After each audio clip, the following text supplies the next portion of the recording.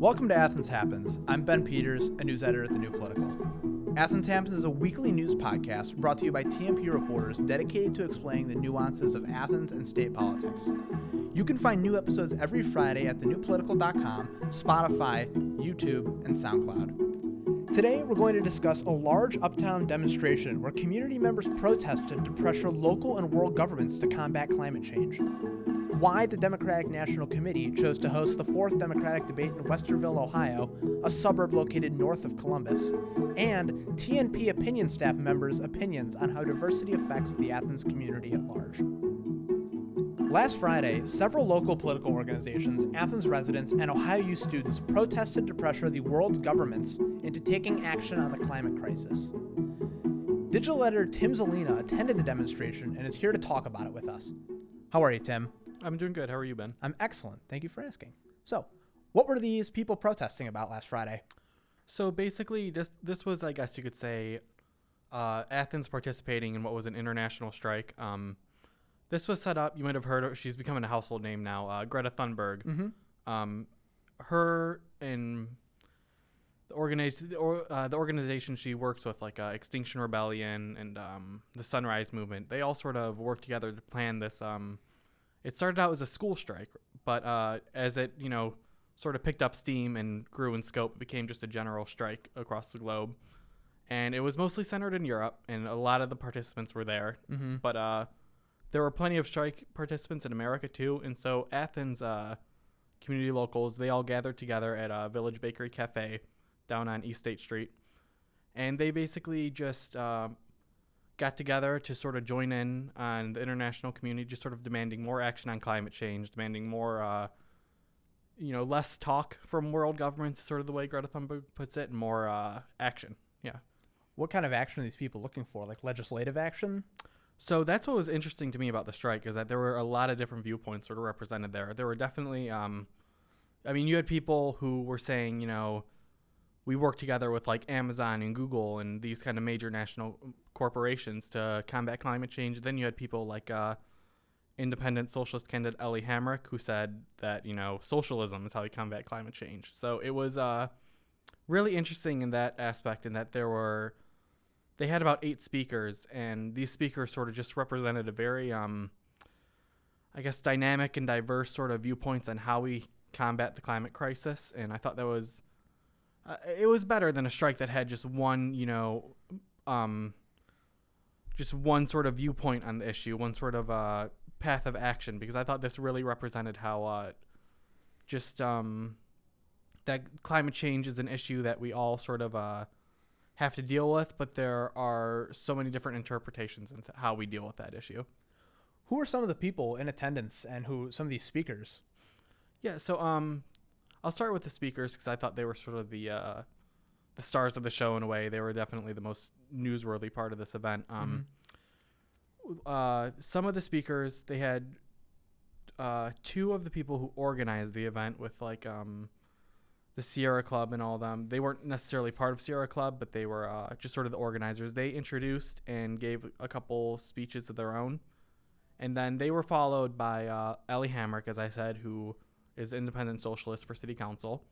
And after her came John Howell, and he's with a organization called Democracy Over Corporations. And they proposed something kind of interesting, in that they thought that the root of the climate crisis was that money is printed privately instead of publicly. I don't know about the merits behind that. I've done no research. I'm not slamming or promoting him or anything, but I definitely thought it was interesting, because it's not a viewpoint I'd ever heard before. So their whole presence at the event was definitely, I guess you could say, eye-opening maybe in a way. Not necessarily that I agree with his viewpoint, but more that it was something I hadn't known was out there before prior to this event, which is, again, what I liked about the strike. But really the best speakers they had, not to disparage the speakers who came before, but they had a Athens middle school student, an Athens high school student, and 2 OU college students who all spoke. And since the sort of theme of these strikes was sort of a youth-led movement to demand, that the older generations, take the action so that, us younger generations can have a better world to live in. I thought their voices were very important in what they said at the strike. Like Iris Cook, she's an Athens middle schooler, and she went up in front of this crowd of like 60, 70 people, and basically just like gave a really passionate and I guess inspiring speech. I mean, it's not easy to go up and speak in front of a crowd when you have experience, let alone when you're in seventh grade talking to an entire crowd of adults. So I thought that was it was very great that they amplified those voices at the event, and it was definitely sort of the highlight of the event was seeing the youth speak and what they thought was the solution to the climate crisis. So what did this look like? Was it just a bunch of people hanging out outside of this bakery, talking, speakers coming up to the podium one at a time, or was this kind of like a more dynamic thing with different events happening at once? It was definitely more dynamic. It was a little structured, though. So it started with everyone sort of meeting together, and something I thought was, I guess, sort of interesting. They had a potluck, and when I first heard of that, I thought, that's kind of like, it didn't seem like, in the spirit of the event to me. But when I got there, it sort of really clicked in a way that it did sort of reflect the spirit of at least Athens' own climate strike. As I said in my piece, Athens very Athenized it. It was not like the events happening around the globe necessarily. It had a lot of like Athens sort of qualities in it. And I thought that, especially the potluck, they had just a bunch of people just brought little foods and they set them all out. And so people who came to the strike could have something, free and healthy to eat while they were out there. It's like a 4-hour long event, so it was a long day. So I thought it was really nice. So they had that. They had free coffee from Village Bakery and Cafe, for the strikers. But the first thing they did was everyone gathered and marched to I'm actually not sure where they went, but they all got together and went to plant a tree. I was a little upset about this only because I was interviewing someone when they all gathered and started marching. And by the time I was done interviewing the guy, I turned around and like half the crowd was gone and they were way ahead. I tried catching up to them, but I was like running with my camera. I'm like, I can't do this. I'm going to pass out.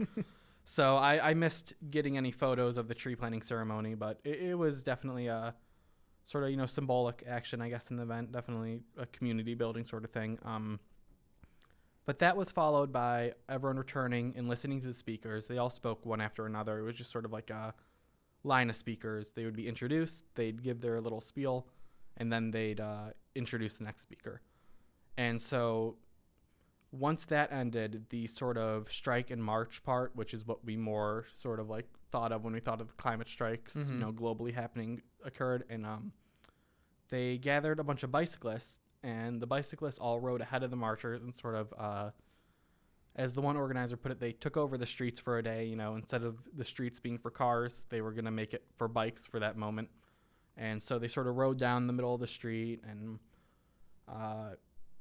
it was definitely an interesting statement, just sort of saying like, hey, we have a right to the street too, and we're not using gas guzzling vehicles. So that was definitely kind of interesting. And then the marchers followed behind. They walked on the sidewalks. They walked up East State Street onto Court Street, I believe. And they just sort of like, did the conventional marching, shouting, waving signs sort of deals. And then everyone sort of disbanded for the day. The whole thing lasted about four hours or so, went from about like 8 to 12. And it was hot. It was a long day, but I mean, there were a lot of people out there. Almost everyone stayed the entire time. So it was pretty cool. Were there any, I know you mentioned some of like the students who spoke. Were there any other speakers that really stuck out to you as saying something either profound or maybe even newsworthy? I'll be honest, not necessarily. I really thought the youth speakers were sort of the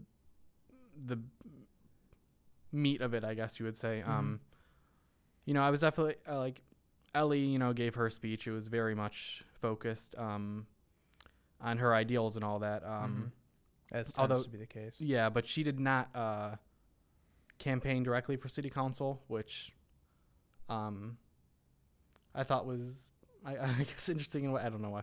But, and then, there's John Howell speaking. There was Michelle Greenfield, and she was one of the organizers for the event. Her speech mostly focused on what we can do individually, and then a sort of like, she's the one who sort of mentioned like even corporations are taking action now, just sort of highlighting that this is starting to become, it's building momentum, this sort of climate movement. And that's sort of what I got from this whole experience, was that, yeah, there were a lot of like people who you conventionally think of as climate activists there, you know, a lot of, you know, not to disparage them, but hippies, that sort of deal. But there were also plenty of people who were not what we would think of as your like traditional environmentalist. And so I think it goes to show that climate change as an issue is starting to become less of a niche or less of a partisan issue, and it's really starting to unite different people in the desire to take action at this point, whatever that action may be. Mm-hmm.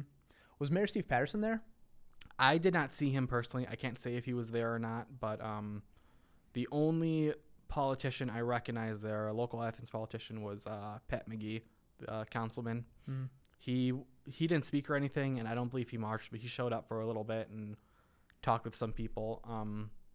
But I did not see for like Sarah Grace or Steve Patterson or some of the other Athens politicians, but I don't know if I just didn't notice them. You know, it was kind of a big crowd. Sure. I think there were up to like 100 people there. So. Sure. Is there anything else you want to add to this? I guess sort of my reflection on this whole thing was just sort of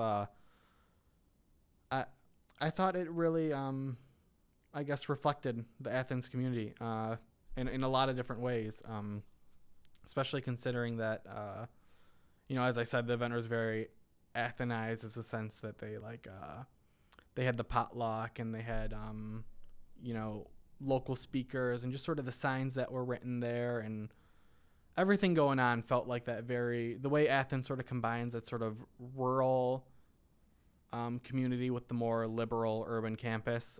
That was very much reflected in sort of the culture and just the appearance of the event as a whole. Well, thank you so much, Tim. We really appreciate you coming on. This was super interesting. All right. Thank you, Ben. We'll be right back. Hello, everyone. I'm Maggie Prosser, Editor-in-Chief here at The New Political. Each and every day, I work alongside reporters, editors, producers, and managers who put their heart and soul into the journalism we produce. Here at TNP, we have the honor to tell the stories of the residents of this small town we call home. We're looking for local businesses and other ventures to help us continue funding for our independent journalism, including the podcast you're listening to right now. TNP would love to advertise for you through our website, our biannual magazine, or right here on Athens Happens. If interested, please send an inquiry email to execedit@thenewpolitical.com for more details. We hope working together can support both your initiative and fuel TNP's strong, reliable, and essential journalism here in Athens. We're going to explain why the DNC chose to host its upcoming October debate in Westerville, Ohio. Abby Neff, a TNP staff writer, did some investigation into the matter and is here to tell us what she found. How are you, Abby? I'm great. It's a great day in Athens today. Yeah, it is. So, why the DNC chose Westerville? So first, Ohio is a very important state electorally. So far, for the past 14 presidencies, Ohio has selected the winner. Mm-hmm. In fact, no Republican president has won the presidency without winning Ohio electorally, which I found really interesting. Ohio has the best representation of America's voting patterns because it's a bellwether state, so it leans pretty towards the middle. Mm-hmm. It's geographically diverse. Actually, a magazine called Belt Magazine, a publication in Cleveland, interviewed John Green, a professor of political science at the University of Akron in 2015 before the 2016 election, and kind of named Ohio the 5 Ohio's. Northeastern Ohio looks like the northeast of U.S. Southeastern Ohio is Appalachia. Cincinnati looks like the South. Toledo looks like Michigan, so on and so forth. And Columbus looks like cities out west. So those are just some of the reasons why Ohio is an electorally important state. In terms of the DNC choosing Westerville for the location, there are a lot of nuances to it. One being shifting in voting patterns in Ohio, specifically in central Ohio and suburbs. In the midterm election, Sherrod Brown won the Senate seat with more than 7. He increased by 7 points than he did in 2012. Mm-hmm. And that was actually the last time the state was blue during the Obama and Mitt Romney election. Suburbs like Hudson near Akron, Mason and Warren County, and Westerville and Delaware and Franklin counties increased votes for Democrats by an average of 8.2 points since 2012 as well. These are all relatively wealthy Oh, suburbs. absolutely, yeah. I grew up in Central Ohio in those counties and those cities, so it's definitely wealth is pretty big there. Yeah. Another interesting point that I found in Delaware County and District 12, the special election with Danny O'Connor, he almost won the special election, and in the midterms, he was only 4 points off from winning against Troy Balderson. So the district felt that a representative that was blue was important. Where is District 12? It has like Delaware County, Westerville, pretty much near Westerville in Central Ohio. Okay.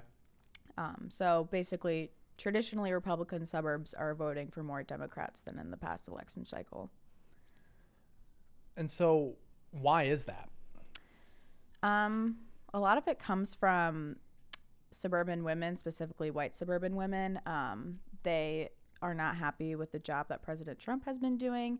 An NBC poll shows that among suburban women, 36% approve of President Trump, while 61% disagree. And suburban women prefer any Democratic candidate to Trump by 61 to 32%. And then according to a July Quinnipiac poll, Trump's approval rating with Ohio women actually was 41 to 54%. So not many women are happy with him. A lot of this follows from recent events such as the shootings in El Paso and Dayton. Suburban moms are looking for a candidate who will support universal background checks, which 93% of GOP women actually favor universal background checks, according to a Political Morning Consult poll. So that's a factor, and they're just not happy with the way things are going. Do you think that, or did any of the research you found suggest that the Me Too movement had any influence on how suburban white women are voting? So yeah, actually there was, in the memorandum, one of the things that David Pepper, the chairman of the Ohio Democratic Party, included in choosing Westerville was that women were seeing that Trump was not supporting women's issues as much as he'd promised in his campaign in 2016. So how does Ohio, being an important swing state, affect the DNC's decision to host their debate in this particular central Ohio city? So in terms of a swing state, again, Ohio represents a large population of the country's voting patterns. Some experts believe that Ohio could actually lean red and towards the right in this next 2020 That's a campaign. very common opinion to have. Many elections experts on their election rating boards say that Ohio is a likely lean Republican state. But the fact of the matter is the results from the midterm elections show that that may be challenged. That notion may be challenged because people are unhappy with Republican leadership. And yeah, so people are unhappy. The voting democratically is another key point to why the DNC chose Westerville. Is there anything else you'd like to add to this, Abby? Actually, yeah. I thought it was really interesting how the DNC chose Otterbein University for the debate. Tom Perez, the Democratic National Committee chair, believes that young voters in suburban areas are vitally important to win back the White House. So that's one of the reasons why they chose Otterbein in the Westerville area. And Westerville actually increased votes for the Democratic, officials by 7 points since 2012. So it was a suburb that performed better for Democrats than Republicans. Well, Abby, thank you so much for coming on. We really appreciate you. Thank you for having me, Ben. We'll be right back. Hey all, Sarah Horne here. I'm the digital manager at The New Political. And if I had to pick the best decision I made as a college freshman, joining this outstanding publication would be it. At TNP, I've had the experience of creating both compelling written and digital content. My understanding of local politics has also immensely improved. TNP makes integration between written and digital work for staffers a priority and offers a unique opportunity to have a wide portfolio of clips. Not only that, but working for this publication helped me land an internship in Washington, D.C.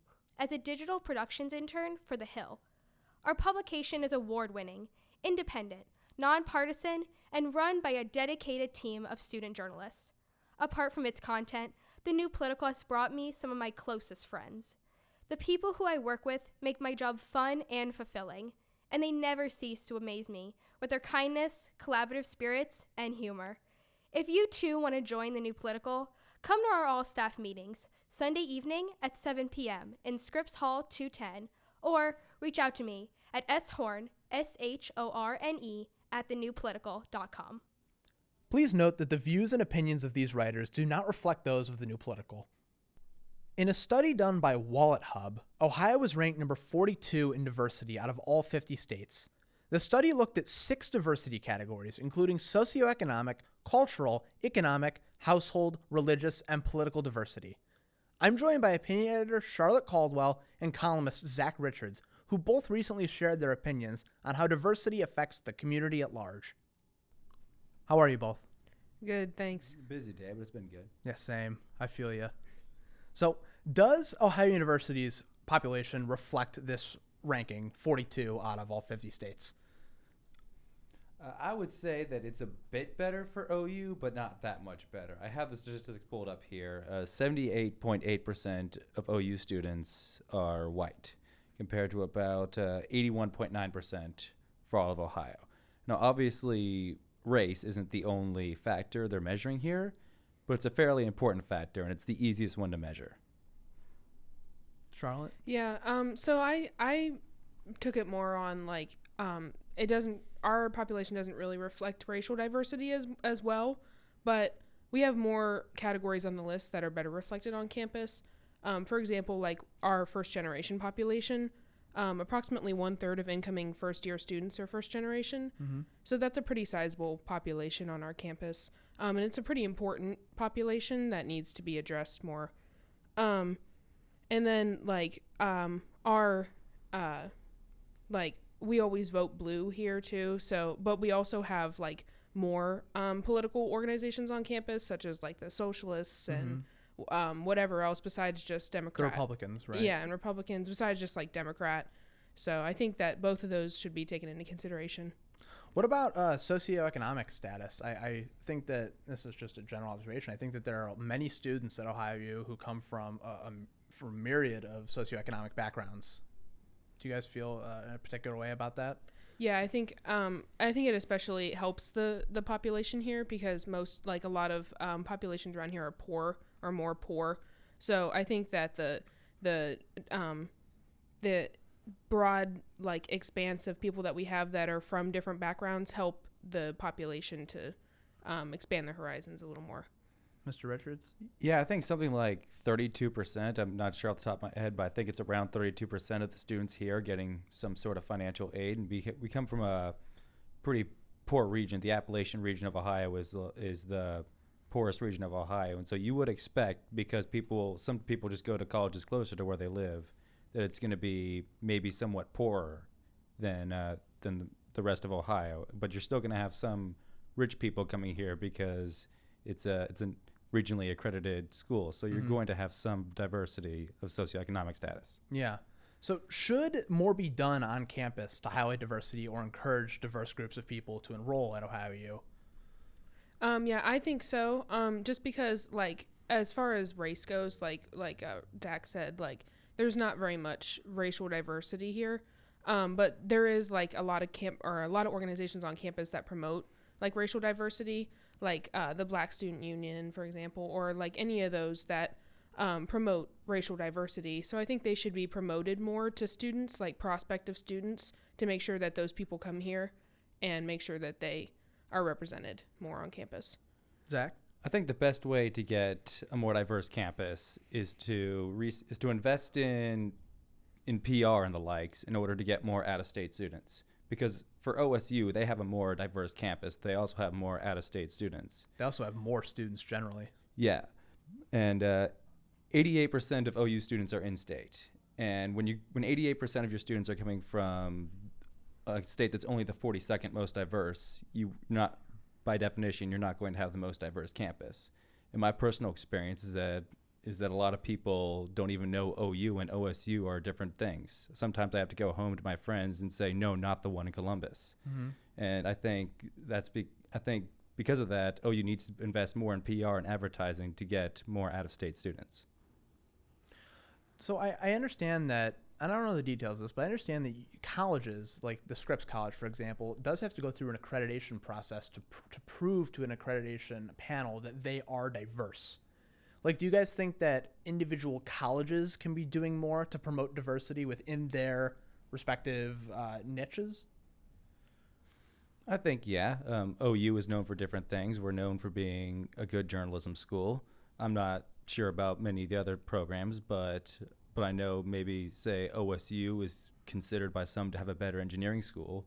And so I think the schools that are considered better are going to have inherently more diversity. And so I think the way individual colleges can improve is to just improve the overall educational curriculum. And it's not my place to be talking about how exactly you do that, since I'm not sure, but it's something to think about. What effect would a lack of diversity have on any community, specifically Athens? Yeah, so I think it could have pretty harmful effects on any community, especially a community like Ohio University, where students are trying to find their place. The homogeneity of campus is not reflective of the world that students will encounter outside of college. So students need to be prepared for this when they move on to their careers.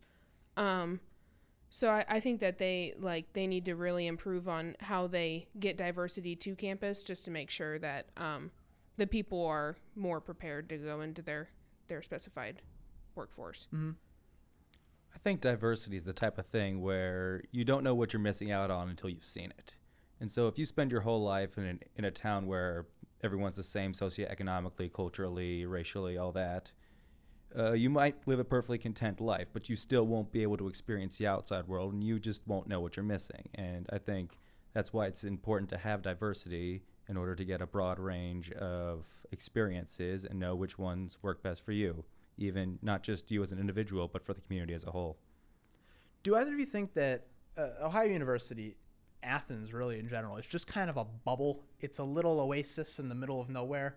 Do you think that has something to do with maybe the lack thereof of diversity, or a large amount of diversity? Do you think, I guess I'm asking is, does that factor in? Yeah, I think it does, especially because of where the bubble per se is located, because like southern Ohio, or southeastern Ohio, you don't typically expect it to be so diverse. So I just think that the influx of students really make a big difference on this community and the diversity that is in the community. Mr. Richards? I mean, it's a fun fact that OU has the only 2 escalators in the entirety of southeast Ohio, and I've seen a lot of people who don't even go to Ohio University. They've just visited, and they'll make a comment about how you have to go through a whole lot of nothing to get here. And I think, some people want to go to a college in a big city. Some people like the small town feel of Athens, but I think small towns overall in the United States tend to not be very diverse, and that could play a role in that the people whom small towns appeal to are not going to be as diverse because that's where they grew up. Do either of you have anything else to add to this? I think I wrote down a quote from Tucker Carlson. So he said, this was a very hot take of his, generated some controversy. It was, so I just asked the obvious question, is diversity our strength? And of course, like so much, they say it's not only untrue, it's the opposite of what is true. It is never true that diversity is your strength. And I would just make a point to disagree with this, because I think diversity, there's been some studies that have shown that diversity can actually make a group coerce better than they would otherwise, because you do run into some initial difficulties, but overcoming those difficulties, it is hypothesized, actually makes your bond stronger than you would if you hadn't had to overcome those adversities. And so that's why they have, say in the military, they'll put people together of a diverse background so that they learn to work together better. And I think we could apply that same standard on an individual and a community level. Thank you both so much for coming on. We really appreciate it. Thank you. All right, Great thanks. to be here. And that wraps it up here on Athens Happens. Make sure to tune in every Friday for new episodes that shed light on the politics that impact all of our lives. Remember, you can find the show on the New Political's website, Spotify, SoundCloud, and on YouTube in a video podcast format.